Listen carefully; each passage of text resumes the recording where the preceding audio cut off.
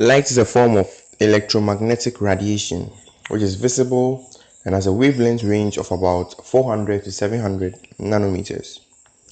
Light plays an important role in biological processes. The main source of light for living things on Earth is the sun, and studies show that one of the main factors for the existence of life on Earth is our proximity to the sun and its energy. Life forms cannot exist anywhere without light. So why is light that important? Well, the driving force for one of the most important biological processes, which is photosynthesis, is light. Without the action of the photon to kickstart the process, photosynthesis wouldn't take place. And since we have light to thank for the existence of that phenomenon, we as living beings can boast of having a constant supply of energy necessary to live, energy that distinguishes us from non-living things. The ATP and the rest, of course, which we wouldn't have had access to without light. This special energy is what separates us from non-living things, and this serves as the basis of biology. It regulates temperature to within a range where liquid water can exist.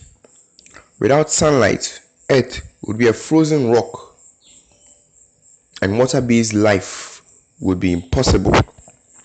Sunlight drives Earth's climate systems, winds, ocean currents, and weather patterns. If you are going to delve into light, I want us to touch on photonics. Photonics is the branch of science that deals with manipulation of photons, the mediators of light. Since we are in the field of biology, let's talk about biophotonics. The term biophotonics denotes a combination of biology and photonics, with photonics being the science and technology of generation, manipulation, and detection of photons, quantum units of light. Photonics is related to electronics and photons. Photons play a central role in information technology such as fiber optics, the way electrons do in electronics. Biophotonics can also be described as the development and application of optical techniques, particularly imaging, to the study of biological molecules, cells, and tissues. One of the main benefits of using the optical techniques which make up biophotonics is that they preserve the integrity of the biological cells being examined. Biophotonics has therefore become the established general term for all techniques that deal with the interaction between biological items and photons. This refers to emission, detection, absorption, reflection, modification, and creation of radiation from biomolecular tissues, organisms, and biomaterials. Recent biophotonics research has created new applications for clinical diagnostics and therapies involving fluids, cells, and tissues. These advances are allowing scientists and physicians opportunities for superior, non-invasive diagnostics for vascular and blood flow, as well as tools for better examination of skin lesions. In addition to new diagnostic tools, the advancements in biophotonics research have provided new photothermal, photodynamic, and tissue therapies. Biophotonics has a wide range of applications such as Raman spectroscopy, optical coherence tomography, epifluorescent microscopy, laser microscopy, optical tweezers, and so on. Biofluorescence describes the absorption of ultraviolet or visible light and the subsequential emission of photons at a lower energy by intrinsically fluorescent proteins or by synthetic fluorescent molecules covalently attached to a biomarker of interest.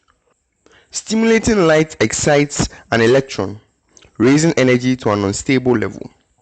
This instability is unfavorable, so the energized electron is returned to a stable state almost as immediately as it becomes unstable.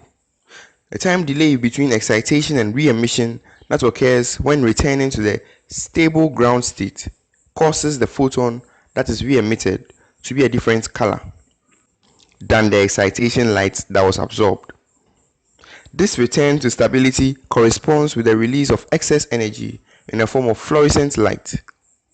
This emission of light is only observable whilst the excitation light is still providing photons to the fluorescent molecule.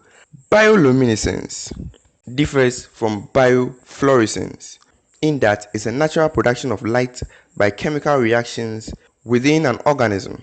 Biophosphorescence is similar to biofluorescence in its requirement of light at specified wavelengths as a provider of excitation energy. The difference here lies in the relative stability of the energized electron. Now, biolasing. A biolaser is when laser light is generated by or from within a living cell. Imaging in biophotonics often relies on laser light, and integration with biological systems is seen as a promising route to enhancing sensing and imaging techniques. Biolasers, like any laser, requires the three components: a gain medium, an optical feedback structure, and a pump source. For the gain medium, a variety of naturally produced fluorescent proteins can be used in different laser structures. Enclosing an optical feedback structure in a cell has been demonstrated using cell vacuoles, as well as using fully enclosed laser systems such as dye-doped polymer microspheres or semiconductor nanodisc lasers. Light, therefore, is not only the thing that makes vision possible, it is in fact a driving force of biology.